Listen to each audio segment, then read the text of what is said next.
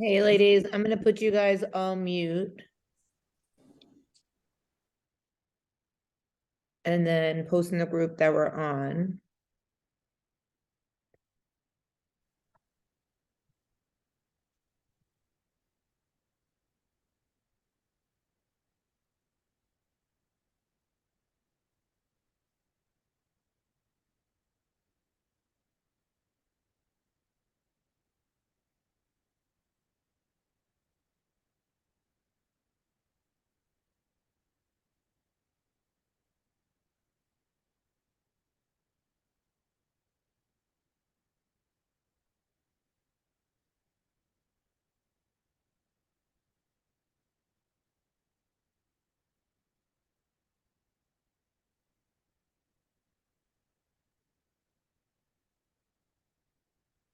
And of course, we're gonna give it another 4 minutes for people to get on.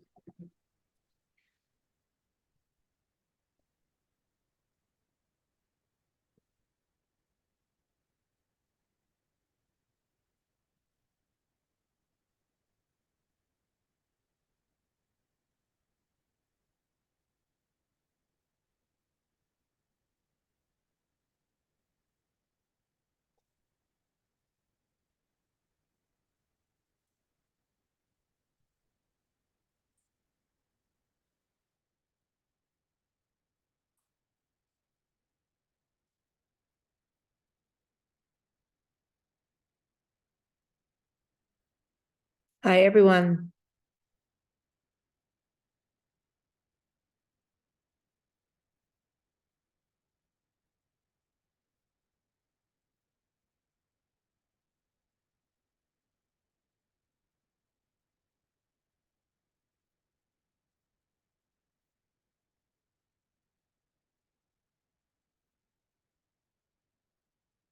You guys hear Raquel Welch died. Sad. I mean, she was 82, but that's sad. Doesn't say why though. I think it was just old age, like just natural death.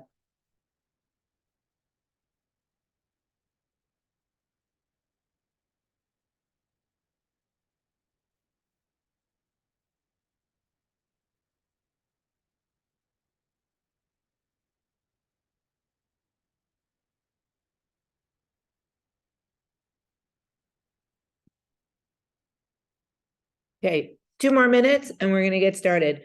Today's topic is gonna be about eating at restaurants, since everybody goes out to restaurants all the time.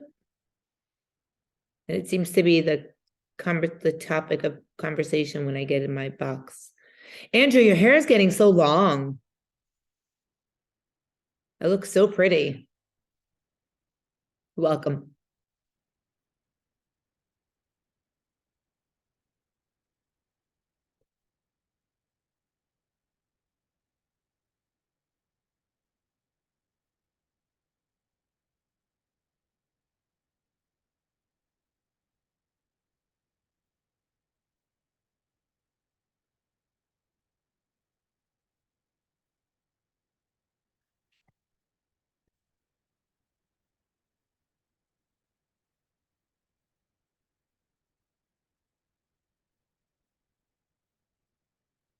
I saw the funniest thing. I have to show you guys this.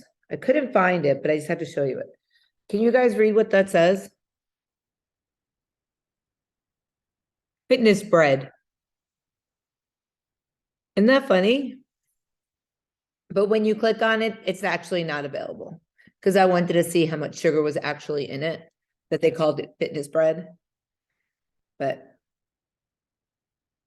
I thought that was so funny.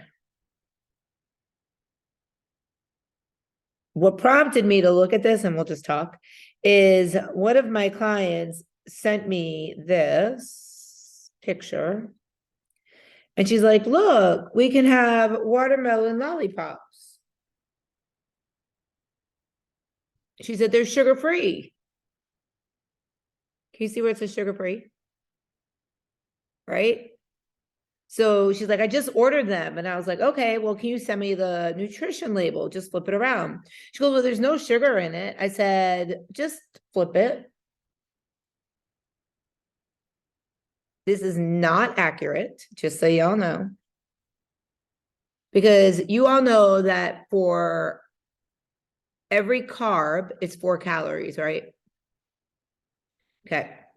I want you to first look at the amount of carbs. Can you guys see that? 15 carbs in 2 lollipops. 15 carbs in 2 lollipops. You know how quickly you could eat 2 lollipops? If you take 15 and multiply it by 4, it's 60, correct?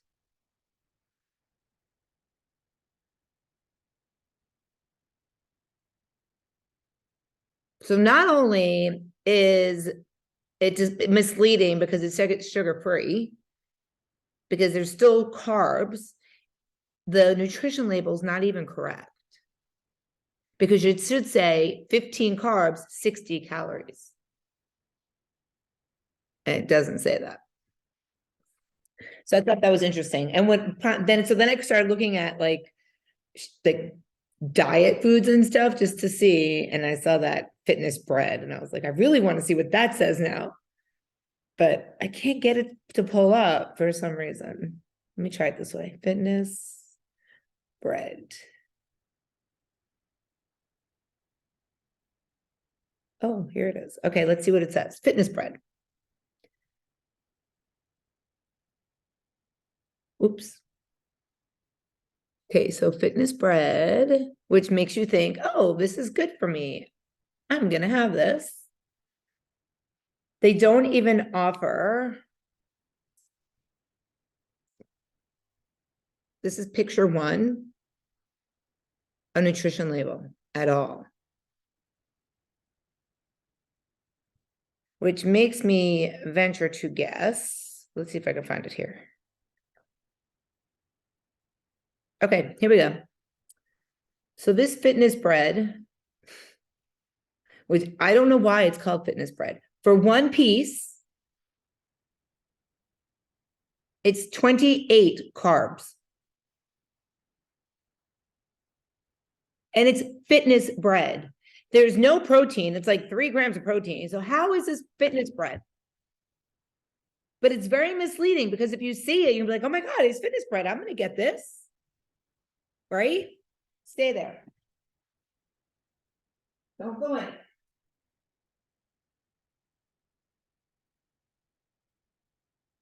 This bread is Nature's Own bread. 40 calories. It's life, L-I-F-E, not light. 1 piece has 10 carbs. This would be more fitness bread than the fitness bread. This smells so good. When I grab the bag, it smells so good. I eat actually 2 pieces of these every day.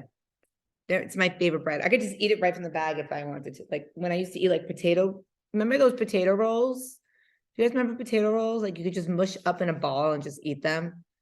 I feel like I could do that with that bread. It's so good. And when you toast it, it's even better. Okay. So that's my little tangent. Don't buy fitness bread. It's the same. I can guarantee you if I had a slice of real bread, hold on. So what did I say it was? 28 grams of carbs, right? Okay. Nature's Own whole wheat bread. Regular Nature's Own, not the kind I have. So this is regular Nature's Own. Hold on, just want to show you. Regular Nature's Own, nothing special. It's not the life bread, okay? For 1 slice, 11 carbs. Regular bread. So how is fitness bread that has 3 times the amount almost? That just blows my mind. Read labels, please read labels. That's my little thing for today. Read labels. Okay. So we all like to go out to restaurants, right? We all do. I probably go out in a 7-day span. I mean, we go out Friday and Saturday night every weekend. And if we don't go out, we order in one of those nights. but we always, I don't cook, period. But Mike doesn't cook on Friday and Saturdays or Sundays for that matter. He orders pizza on Sundays and I have my turkey burgers. But one thing I do every time I go out is I always keep my goals in the front of my head. Like it's never a free for all when I go to a restaurant, even if it's with other people. I still stick to my guns. I'm not as, I don't want to say bossy when we're with other people, but when it's just Mike and I immediately tell the waiter, please don't bring the bread over. Like I have shorts. Like this is like a non-negotiable. Mike knows we don't order appetizers. We order a salad, we'll share it. But if we go with other people, you can't do that. You can't tell them not to bring the bread over or whatever, but you should have willpower. So I always assess my goals and think about where I've been and where I want to go before I go to a restaurant, before I go out for lunch, before I meet a friend, before I meet my parents, whatever the case is. Yeah, I want to eat everything that I would normally, I want to eat everything that I want, that I see other people eating, but I also know that that won't serve me. That doesn't serve my goals. So your goals will dictate how strict you need to be when it comes to hitting macros at restaurants, at social gatherings, or other food situations that you find yourself where you're not in charge of preparation. So it's not just about what you're choosing, but it's how food is prepared, right? And things that you can do to work more into your goals. And that's what we're going to talk about today. So first thing I want you to think about, do you have a timeline attached to that goal? Are you going to a wedding? Do you have a vacation? Are you going to compete? If those are attached to your goals currently, then you need to be more strict about what you order when you're in a restaurant. But if it's day to day and you have nothing coming up and you're just, going on your way with your journey, then you might not have to be as strict because there's no timeline on it. And you can be more flexible with your macros. I'm going to talk about that as we keep going. So when you go to a restaurant, you want to think about ahead of time, even if you don't know more than 30 minutes ahead of time, or 15 minutes ahead of time, more than likely, more than that, but carve out a few minutes and think about what your goal is and what you might eat at this restaurant. You might not know what the menu is, but most restaurants have kind of the same thing. You can get chicken, you can get a vegetable, you can get a salad. Even if you go to like a nationality kind of restaurant, like Italian or Don Ramone's or anything like that. I've had people tell me, you can't go to Don Ramone's and just order plain food. I'm like, I've been there and I've done it. I go there and I say, I just want grilled chicken breast, beans on the side, and I don't want plantains, but if you have any green vegetables today, I'll take those. And they're like, oh, we always keep green vegetables in the back. So there's always an option wherever you're going. Restaurant meals are packed with carbs and fats. You might not even see the fats because they use oils, they use marinades. How many times have you gone to, I don't know if you're a big Pollo Tropical people, but Pollo Tropical, their grilled chicken is the most amazing grilled chicken ever. If you cooked it at your house and then you took one from Pollo Tropical, one tastes like garbage and one tastes like you're eating a gourmet meal. It's grilled chicken breast. Because this one from the restaurant has marinades pumped into it. Like they use a syringe that they actually put in their chicken.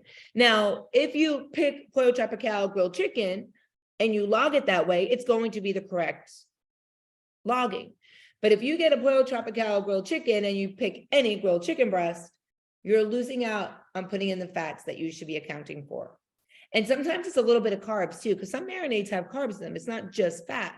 Because in order to make a marinade taste good, it has to have some sugar in it sometimes, right? Same thing with red sauce. to take away the bitterness from tomato paste, you put sugar in it. I don't cook, but I've seen Mike do it. So I know it's a thing. So you have to account for that. If you go to an Italian restaurant, you got to decide what you're going to get, right? Okay.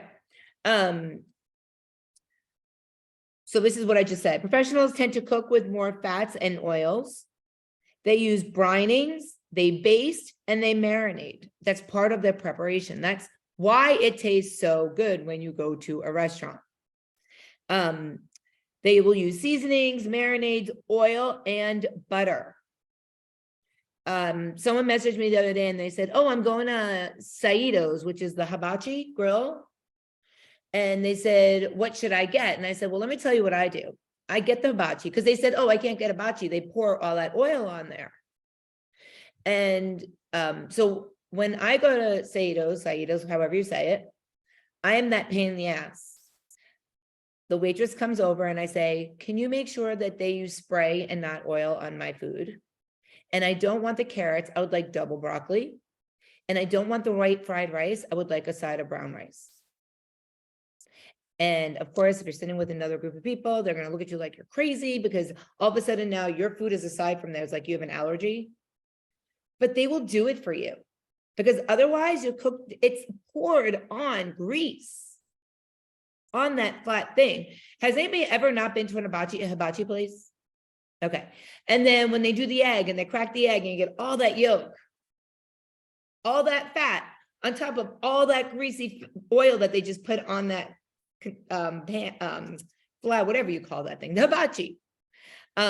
So Mike's daughters, when I first started dating him, they were younger. They would roll their eyes at me when we would go to hibachi. They hated it. My kids didn't understand why they get so aggravated because my kids were so used to it. Like it was the norm to get double broccoli and, you know, whatever. So that's a way of getting around something that is the norm. And do not be afraid to request it. Because if you had an allergy, they would have to do the same thing. Just because it's not an allergy, it's just the way you're eating, that doesn't make it any worse. It's just the way you eat. An option also is thinking about your macros targets. So you can account for extra fats and oils in the restaurant by pre-logging a little bit more fats before you go. I'm not sure how much fat they're going to put in the, not chicken marinara. What's the white chicken? It's an M. Marsala, sorry, Marsala. I don't know how much oil or how much flour they're putting in the chicken Marsala. So I'm just going to account for just a little bit more, just in case. If you're not going to, a lot of times I'll say, how is this prepared? Like we all ask, how is it prepared? And a lot of times the waiter doesn't know. So I always account for that, thinking about, okay, I'm going to add in a little bit more. Save about a third of your macros for dinner if you're going out somewhere. Even if you don't use them all, save them. Because there's always something you might want to try, take a bite. You never know. So if you know you're going somewhere, just immediately in the morning, if you have, I'm trying to think of a round number, 90 carbs, save 30 of them for dinner. If you don't eat them all, not a big deal. If you at the end of the day and you're like, oh, I accounted for so much and I didn't hit it. Better to be under than over, for sure. Depending on how much you want to splurge, be prepared to spend the more if you want, if you know you haven't hit it. You can eat those. Don't be afraid. If you want that cappuccino, but you didn't account for it, but now you have all these carbs and fats that you didn't use them. It's yours to use. Leave space for your meal and emphasize proteins. That is the number one way to fill your plate when you go to a restaurant. I do always say, how many ounces am I getting in your protein? They know, restaurants know. I owned a restaurant. It is accounted for because that's how we make money. That's how restaurants make their money. If they were like, I don't know, sometimes they give 8 ounces, sometimes they give 10, you might get 4. They would never make any money. So they know it's already portioned out. When we would do our burgers, we would mush them up, weigh them, and put them away and freeze them, for the day, or put them in the refrigerator for the day. So I always say, how much protein am I getting? And then if I need to, I say, can I pay for extra? I don't want a whole meal, but can I just pay extra for another piece of chicken breast? A lot of times they'll say yes, it's between $6 and $8 or whatever, but you can get a pound of that for a Publix, but that's what you get for going to a restaurant, right?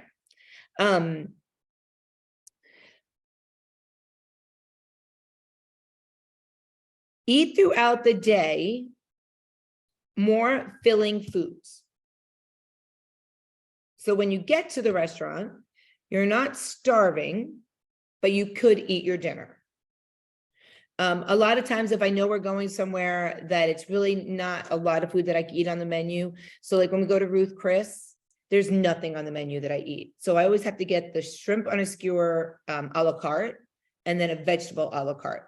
So before we leave the house, this drives me crazy. I usually have a drinking yogurt, or I'll eat a yogurt before we leave. And he's like, we're going to dinner. I'm like, I'm going to be starving when we're done with dinner if I don't eat this before we go to dinner. So I always think ahead of time what I can do to prepare myself for the dinner. Okay, so this one, I don't want you to misconstrue what I'm about to say. And it kind of goes hand in hand with alcohol, how we do alcohol. So let's say that you go out for dinner and you have 36 fats left, and you only have 18 carbs. I'm going to calculate this. 36 times 9 is 324 calories. Well, all you want is 2 pieces of really clean fish, but you really want a sweet potato. But you only have, we'll go down, only have 10 carbs. That's not enough for a sweet potato, right? But if you take some of your fat calories, you can use it for your sweet potato. So it's kind of like your alcohol. If you don't have enough fat, you can use some of your carbs. You can kind of do that, but I don't want you guys doing that all the time. So, if you're the type of person that goes out once a month to a restaurant, or you have a special event to go to, if you really want that piece of wedding cake and you want to save your carbs and your fats, and you're going to swap it out a little bit. I always tell you guys, you can do that with your alcohol. If you know you're going to have 3 drinks, save some of your fats, save some of your carbs. It's called flexing your macros. It's not carb cycling. Don't get that confused with carb cycling. It allows you to eat over 1 macro while under eating another. So you'll still aim to hit your protein targets. You have to hit your protein target and your total calories. So carbohydrates have 4 calories per gram and fats have 9 calories per gram. We just talked about that. When swapping one for another, it'll be about a 2-1 ratio of carbs to fats. Talked about that too. If it's 4 and it's 9, 2-1. That will ensure that your total calories are still on target, because ultimately, calories in, calories out, you have to be in a deficit, right?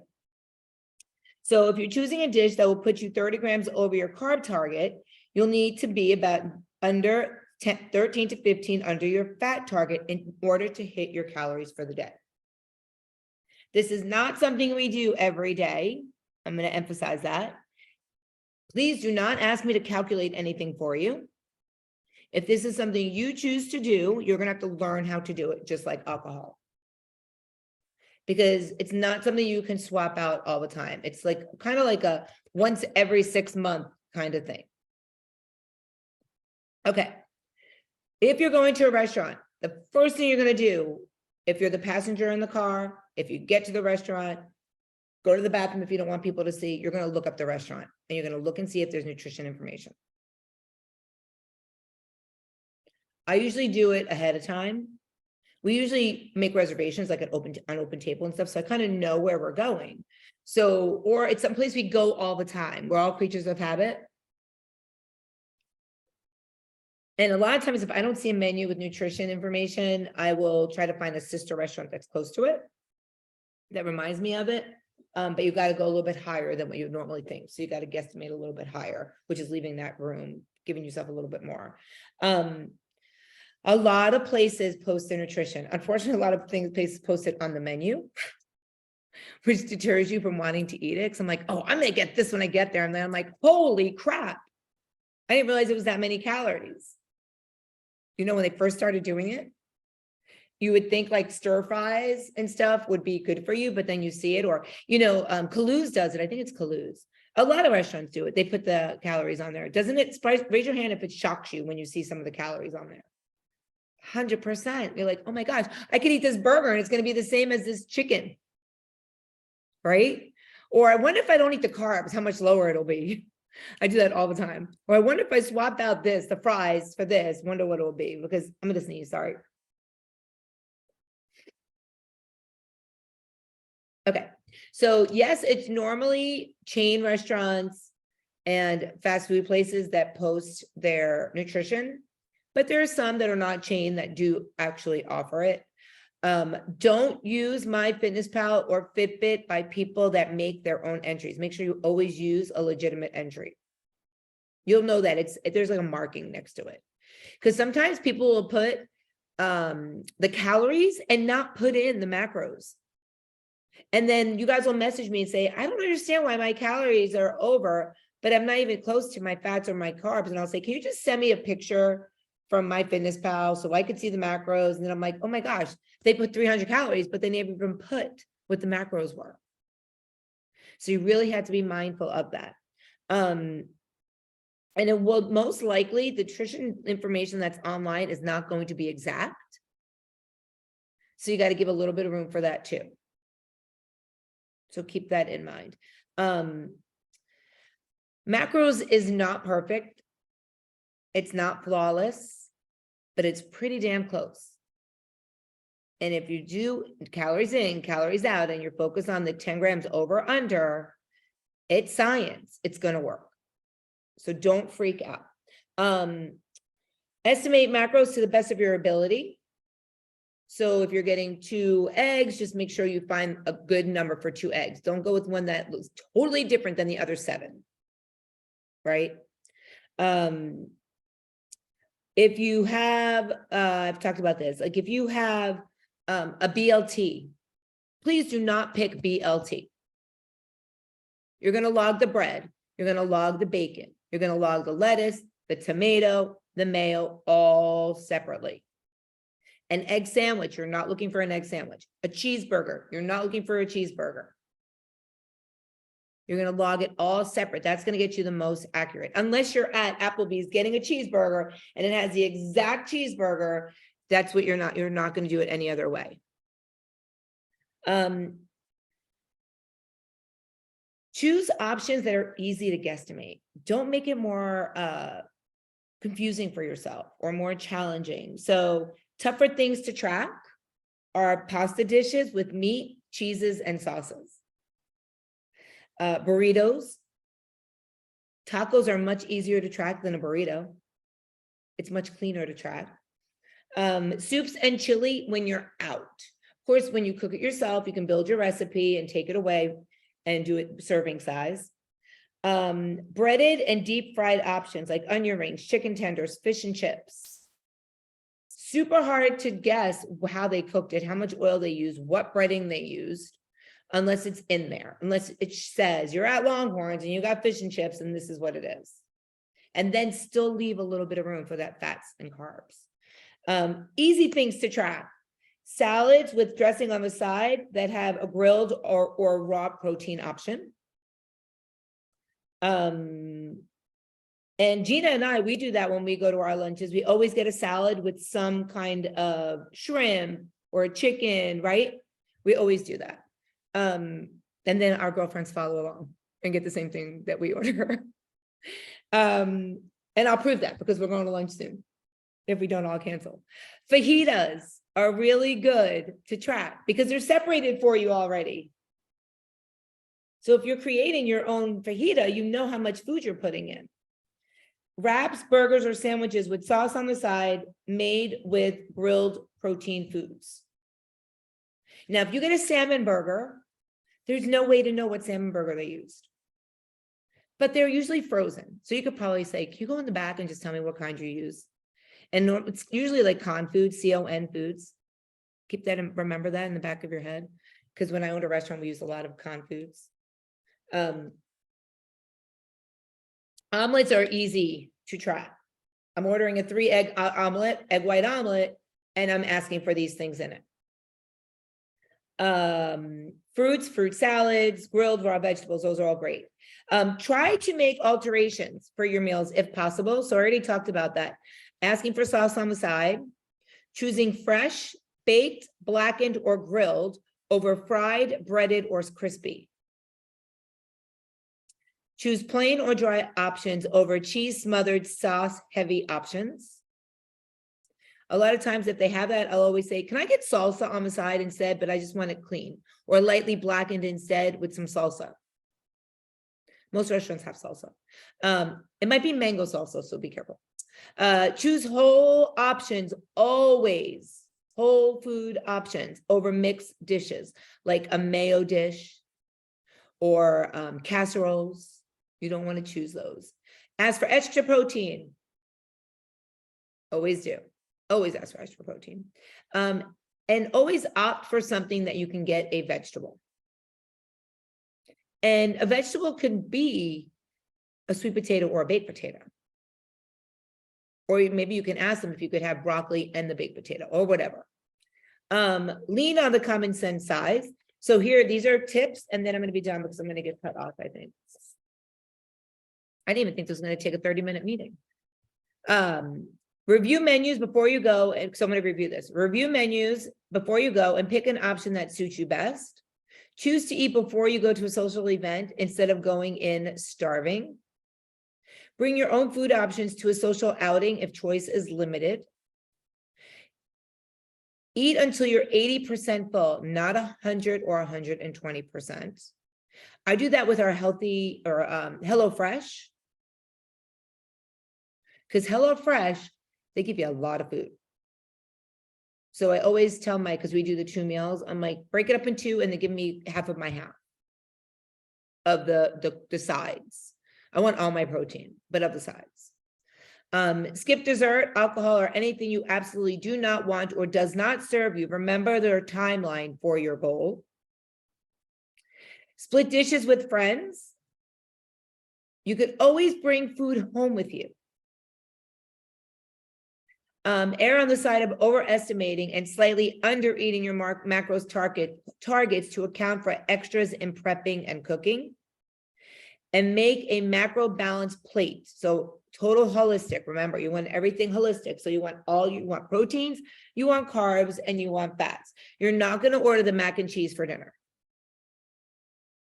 There's no protein. The lobster mac and cheese doesn't count because they put like a quarter of an ounce of lobster in lobster mac and cheese. We all know that.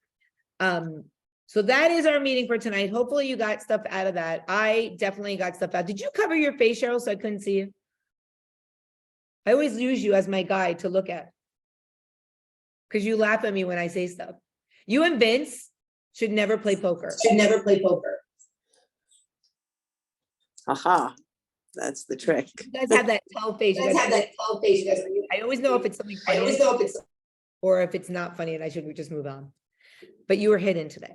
All right, so tomorrow night we're going to have a workout at 7 p.m. if anybody wants to attend, because nobody showed. We had one person that was going to do Monday night's workout. So I decided to do it tomorrow night because I am not going to be at Orange Theory tomorrow night. I'm going to be there all morning.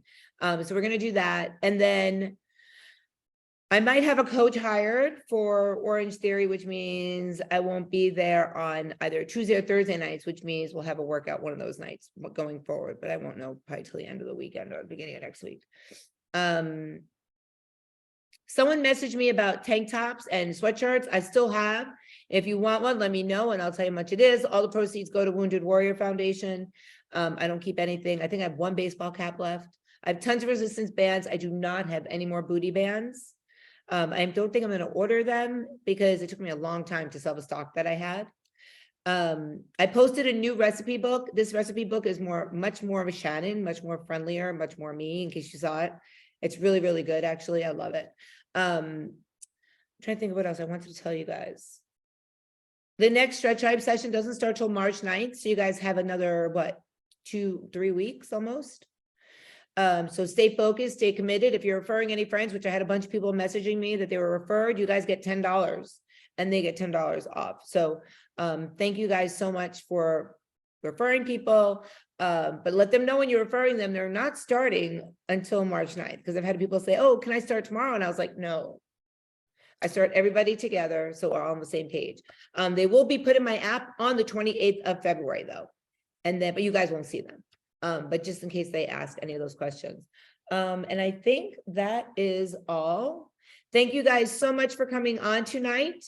Have a wonderful Wednesday night, and I look forward to hopefully or next week or next week. Bye everyone. Have a good night. Thanks, Shannon. Bye. Bye. Bye.